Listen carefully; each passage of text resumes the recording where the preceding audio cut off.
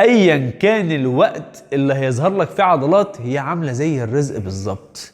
اتمرن، اعمل اللي عليك، والعضلات جاية. لكن في مكاسب تانية كتير جدا انت كسبتها من اول يوم دخلت في الجيم زي ما انا كلمتك عنها.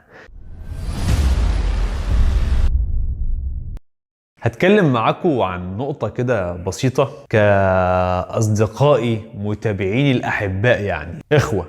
ممكن كده في لحظة من اللحظات تقول لحد أنا بنزل جيم، ويقول لك مثلا فين يا عم الجيم اللي انت بتنزله ده، مش باين عليك. تبدأ تبص لنفسك في المراية وتقارن نفسك بواحد صاحبك أو واحدة صاحبتك نزلت معاكي جيم في نفس اليوم، وفي فرق كبير في التطور اللي حصل ليكم من ناحية الشكل.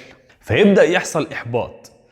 طب مش عايز انزل جيم، او مش عايز انزل جيم بسبب ان انا محبط، بسبب ان مفيش نتيجة. بلاش تخلي العضلات هي محور الكون، وانك رايح الجيم عشان العضلات بس. لانك كنت رايح الجيم في الاول مش قادر ترفع اي اوزان، ودلوقتي بترفع اوزان كويسة جدا، يبقى اذا انا بقيت اقوى، صحتي بقت احسن، بأدي مهامي اليومية كلها بشكل طبيعي وبصحة اكبر. وانت كمان كبنت شكلك بقى احلى، ثقتك في نفسك بقت اكبر.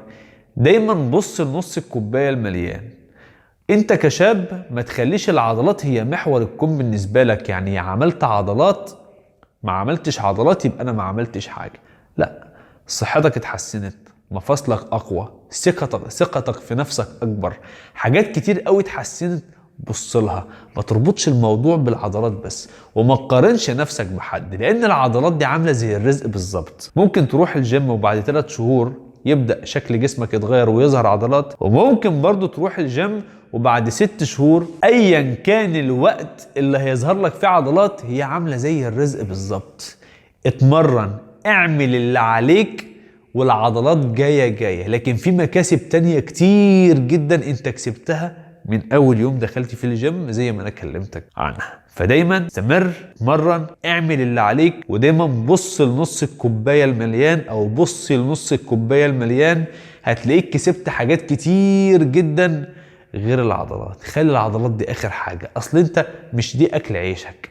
يعني انت كل اللي جاي عشان يبقى شكلك حلو في اللبس، طلعت مصيف شكلي كويس، اي حاجات بسيطة خالص هي اللي انت محتاجها.